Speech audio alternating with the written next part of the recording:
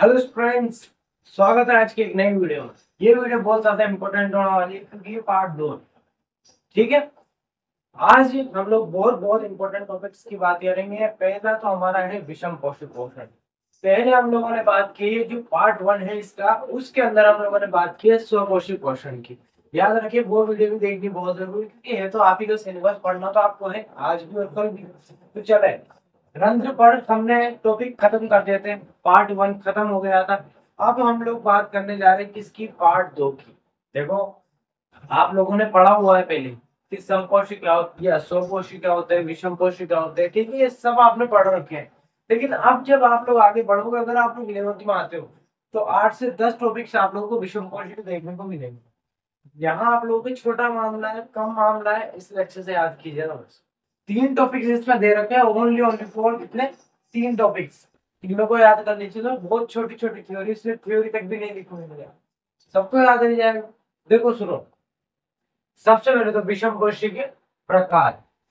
पहला आता है प्राणी संपोषी या हेलोजोई। याद रखिए, वह जीव जो किसी और जीव पर निर्भर रहते हैं लेकिन उनका संपूर्ण भोज्य पदार्थ का अंतर्ग्रहण करते हैं, तथा उनका जो पाचन होता है ना जीवों का, वो क्या होता है, शरीर के अंदर होता है। तो इसमें एग्जाम्पल्स के लिए क्या ले लेते हैं, सबसे अच्छा मनुष्य।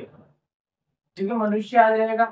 दूसरी चीज क्या आ जाएगी सर, तो दूसरी चीज आ जाएगा आपके अमीबा। अमीबा में पोषण आपके अगला टॉपिक है, वो भी पढ़ा दूंगा। इसके बाद मृत जीवी, यानी कि मृत जीवों का अवशेषों से जो जीव पोषण प्राप्त करते हैं या फिर क्या करते हैं, अपने जीवन काल को जो है आगे बढ़ाने के लिए या जीवित रहने के लिए मृत जीवों के अवशेषों से क्या करते हैं, वो पोषण प्राप्त करते हैं। तो वो कौन से जीव होते हैं, मृत जीवी। अब उदाहरण इसके अंदर कैसा आ जाता है, जैसे कवक, फंगी भी बोलते हैं जिसे हम, या फिर फफूंद। फफूंदी है ना, फफूंदी आ जाएगी इसमें। इसके बाद परजीवी यानी कि पैरासाइट। याद रखिए, परजीवी का उदाहरण सबसे अच्छा अमरबेल होता है, क्योंकि अमरबेल की एक ऐसी चीज होती है जो किसी भी सीधे पाइप वगैरह पे या किसी भी शाखा पर गति कर जाती है और उसी से वो पोषण ग्रहण कर लेती है। उदाहरण के लिए जूं, मनुष्य के सर पर या उसके बालों में पाए जाने वाली जूं भी एक तरीके से है ना, किसको प्रदर्शित करती है, परजीवी पोषण को। याद रखिए बेटा, परजीवी पोषण क्या होता है कि किसी दूसरे जीव पर निर्भर तो रहते हैं, यानी कि विषम पोषण तो होता है लेकिन वो जीव उस जीव को मारता नहीं है। जीव मनुष्य को नहीं मारती है। और अमरबेल किसी भी शाखा को नुकसान थोड़ी पहुंचाती है।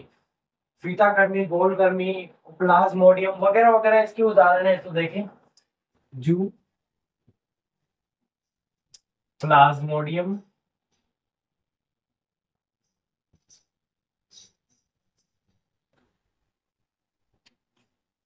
अमरबेल, वो एक आ जाएगी आपके फीता कर्मी।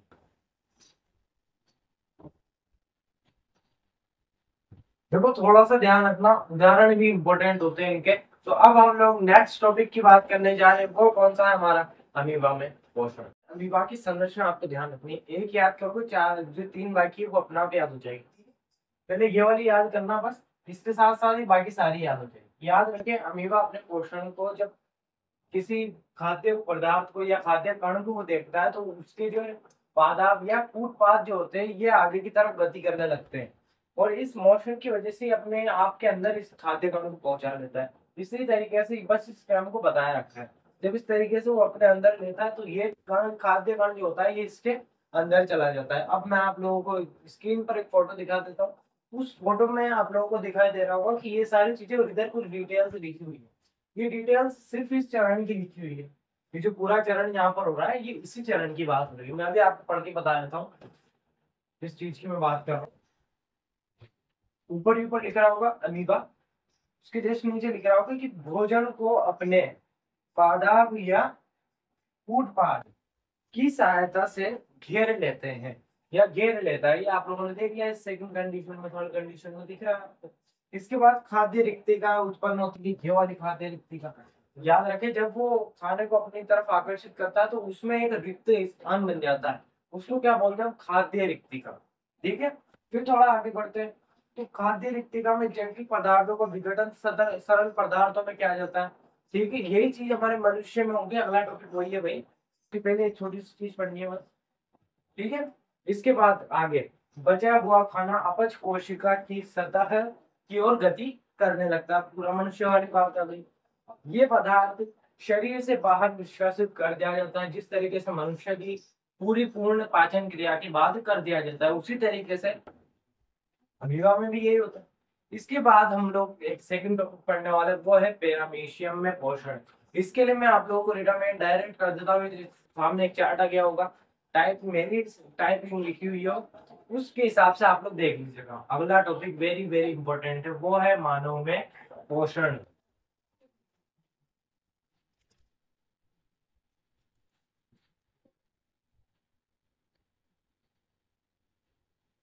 तो चलिए स्टूडेंट्स, शुरू शुरू करते हैं कि किस तरीके से मानव में पोषण होता है। याद रखें, इसके अंदर मैंने आप लोगों को मानव में पोषण के चरण बताए हैं।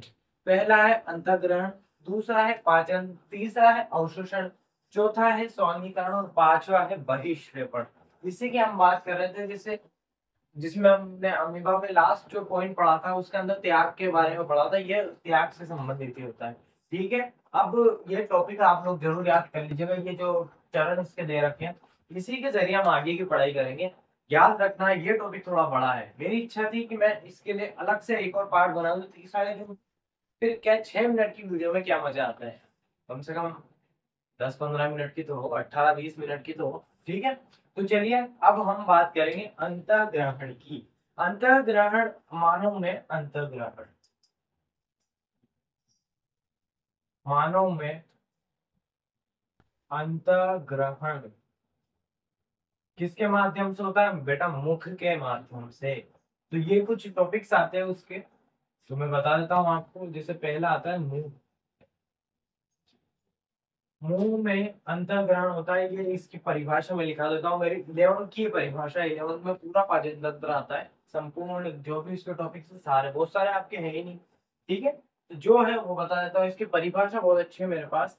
यह दो मांसल कोटों से ढकी संरचना होती है, जो कि मनुष्य के सिर के अधर सतह पर दरार के रूप में उपस्थित होती है। ठीक है, यही क्या कहलाता है? आपका मुंह कहलाता है। यह एक गुहा होती है, जो कि कहाँ खुलती है? डायरेक्ट आहार नाल में खुलती है। ठीक है, ये भी आप चाहो तो लिख सकते हो। अब इसका काम क्या होता है, डायरेक्ट कार्य लिखा देता हूँ। परिभाषा मैंने बोल दी, भोजन का, तो भोजन का अंतर्ग्रहण।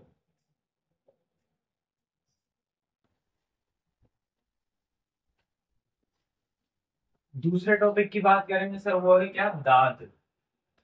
दांत की परिभाषा आप लोग जरूर देखेंगे। ये भी मेरे पास जो है 11 की परिभाषा मौजूद है। ठीक है, देखो कि मनुष्य के मुख्य गुहा में जबड़ों के किनारों के चारों ओर एक एक पंक्ति में कैल्शियम कार्बोनेट, इसका सूत्र मैं आपको लिखा देता हूँ, CaCO3। इसकी जरूरत पड़ेगी हमें पहले चैप्टर में, और थोड़ा थोड़ा दूसरे या तीसरे चैप्टर में। ठीक है, वो केमिस्ट्री के चैप्टर है, तो उसको भी देखेंगे, अपन कोशिश करेंगे जैसे तैसे पढ़ाने की। ये है कैल्शियम कार्बोनेट के बने हुए कठोर संरचना होती है, जो कि क्या कहलाती है? दांत कहलाती है। या मनुष्य के मुख गुहा में जबड़ों के किनारों के चारों ओर एक एक पंक्ति में कैल्शियम कार्बोनेट से निर्मित कठोर संरचनाएं पाई जाती है, जिसे दांत कहते हैं। इसका कार्य क्या है? भोजन को चबाना। ठीक है, कार्य क्या है इसका? भोजन को चबाना, या थोड़े छोटे टुकड़ों में बांटना। अगला आता है तीसरा, वो क्या है? जीवा या जीभ, जीवा या जीभ, टेंगी। ठीक है, देखो जीभ एक लचीली पेशीय संरचना होती है, जो कि जबड़ों के नीचे की ओर फ्रेनुलम से जुड़ी होती है। याद रखें, आप लोग सामने एक फोटो आ रहा होगा, ये हालांकि आपके कोर्स में, आपके सिलेबस में नहीं है, लेकिन फिर भी ये चित्र मैंने आपको बता दिया, क्योंकि इसके अंदर आपको फ्रेनुलम वगैरह दिखाई दे रहे होंगे। ठीक है, तो ये सारी जो चीजें है ना, ये कब आती है? 11th में जब आप लोग पढ़ोगे। मैं रिकमेंड यही करूंगा कि यार, अगर आपको पढ़ाई करनी है तो फिर दमदार करिए ना। क्यों इधर उधर आप सीधे साधा सब्जेक्टों में रखते हैं। अगर कोशिश करनी है, मेहनत करनी है तो साइंस पे करके जरूर देखें। ठीक है। कार्य क्या होता है, भोजन को उलटने पलटने का कार्य करती है, गीला बनाए रखने का कार्य करती है, तथा दांतों में फंसे खाने या छोटे भोज्य पदार्थों के कणों को साफ करने हेतु भी क्या करती है, जिन कार्य करती है। सब 11 की थ्योरी होगी। ठीक है। इसके बाद लार ग्रंथियां, तो चलिए नेक्स्ट पेज से देखते हैं।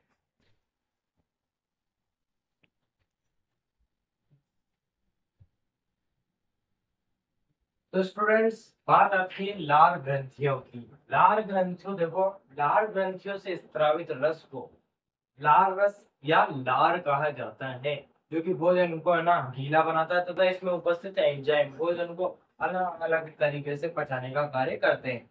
याद रखें, जब हम इसकी डिटेल्स को जानेंगे तो लार की जो ग्रंथियां है, लार का जो कार्य है, वो सबसे ज्यादा इंपॉर्टेंट है। आज मैं आप लोगों को एक क्वेश्चन लिखा दे रहा हूँ यहाँ, एक्स्ट्रा में मान लीजिएगा, लेकिन इसी से संबंधित है कि भोजन के पाचन में लार की भूमिका, लार की भूमिका बताएंगे।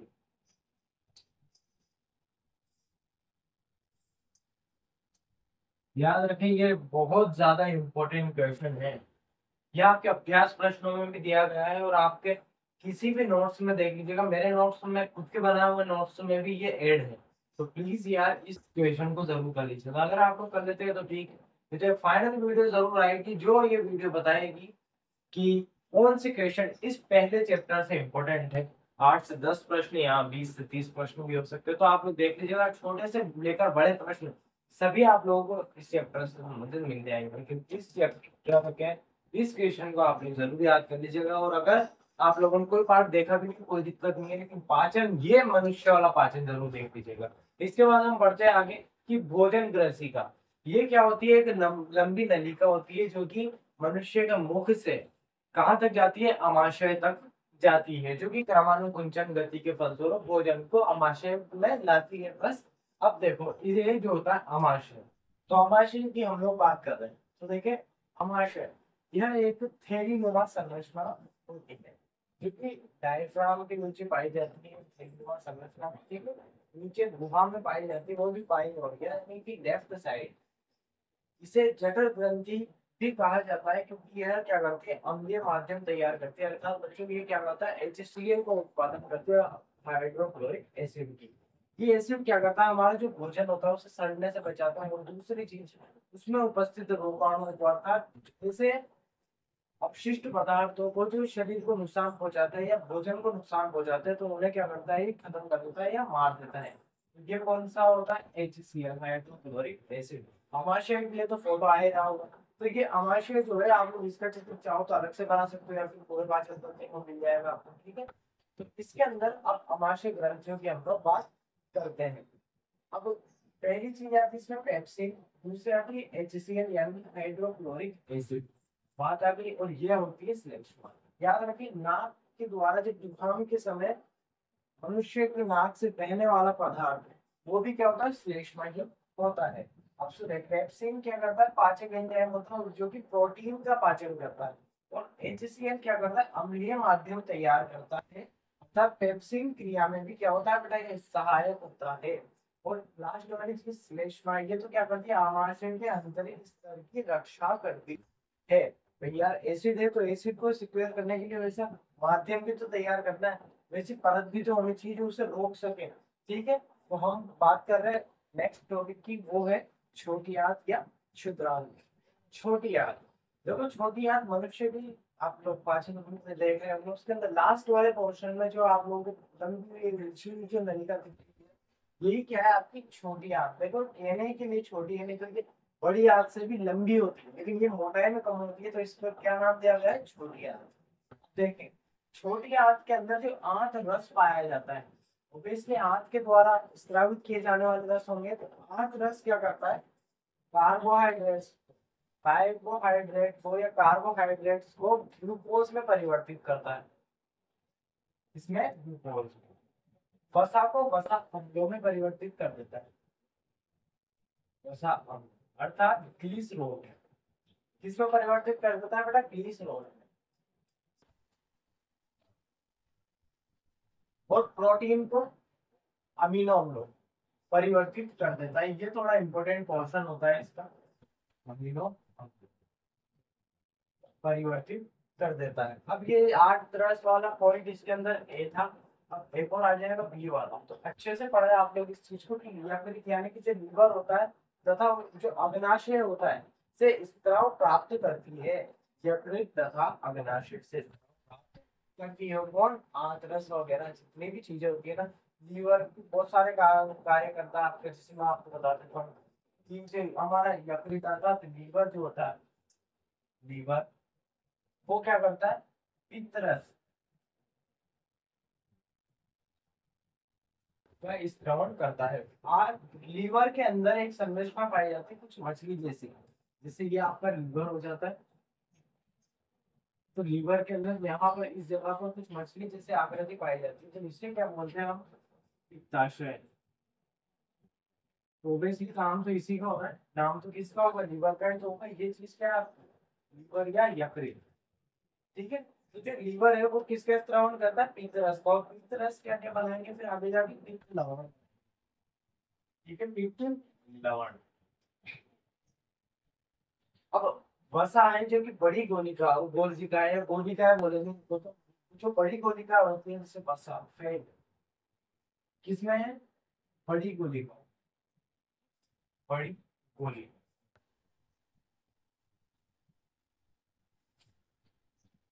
अब यहाँ पर आ जाएंगे कौन, पित्त लवण। इस क्रिया को क्या बोलते हैं, पित्त लवण। आ जाएंगे बच्चों। अब इस क्रिया को हम कहते हैं इमल्सीकरण। थोड़ा सा ध्यान रखना, इमल्सीकरण। ये क्रिया अक्सर बच्चों को याद नहीं रहती, इमल्सीकरण। ये चीज ऐसी है जो 11th 12th में भी पढ़ाई जाती है बहुत अच्छे से। तो देखना, आपको याद रखना, इमल्सीकरण की कोई ऐसी खास डेफिनेशन नहीं, डायरेक्ट याद रखो कि वसा बड़ी कोशिकाओं, वसा छोटी कोशिकाओं में परिवर्तित करने की प्रक्रिया। या फिर ये भी लिख सकते हो कि वसा की बड़ी कोशिकाओं को पित्त लवण की उपस्थिति में वसा के कुछ छोटी कोशिकाओं में परिवर्तित करने की प्रक्रिया क्या कहलाती है, हमारी इमल्सीकरण कहलाती है। अब हम तीसरा टॉपिक देखते हैं। तो देखो, अब हम लोग बात कर रहे हैं किस चीज की, अग्नाशय की। अग्नाशय भी उसी की तरह एक ग्रंथि होती है, जिस तरीके से हमने लीवर को पढ़ा है उसी तरीके से ये भी एक नॉर्मल सी ग्रंथि होती है। द्वारे बहुत सारे होते हैं इसके। देखो, अग्नाशय होगा इसलिए अग्नाशय रस का क्या करेगा, स्त्रवण करेगा। देखो, नाम याद करने में कोई प्रॉब्लम नहीं आने वाली आपको, कि नाम ऑब्वियसली वो की कोई चीज है, ठीक है। आप लोग अच्छे से याद रखें कि अग्नाशय द्वारा अग्नाशय रस का स्त्राव होता है। अग्नाशय रस जो होता है 3 एंजाइमों जो है स्त्राव करता है। पहला देखें, एमिलेज एंजाइम, ट्रिप्सिन एंजाइम और लाइपेज एंजाइम। इनके कार्य आप लोग ध्यान रखना, ये बेटा सबसे ज्यादा इंपॉर्टेंट है और यहीं से प्रश्न पूछे जाते हैं कि प्रोटीन को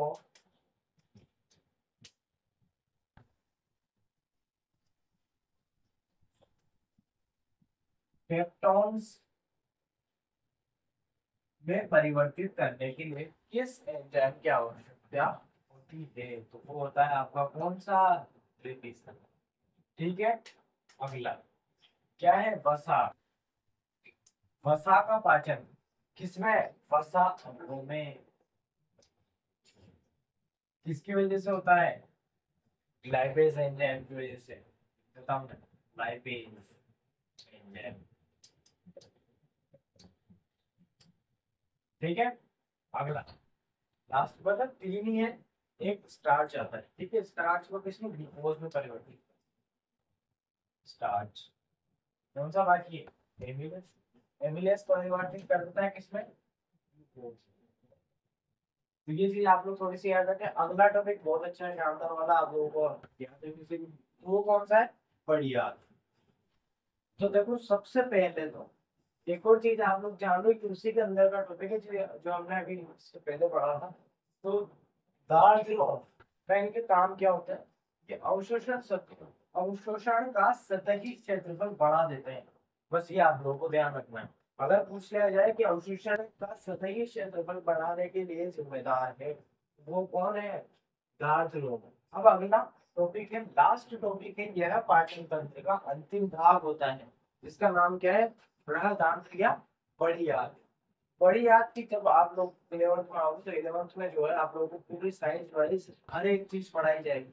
जब पूरा पाचन तंत्र पढ़ते हैं तो उसके अंदर एक एक चीज बताई जाती है कि कौन सी चीज कितने ग्राम की, कितने किलोग्राम की, कौन सी चीज कितने बड़ी है, कितने साइज की होती है, लंबाई कितनी होती है, यहाँ तक कि छोटी आंत, बड़ी आंत, रसनी आंत वगैरह सब कुछ डिटेल में पढ़ाया जाता है। तो इसमें तो बस यही है कि अंतिम भाग होता है।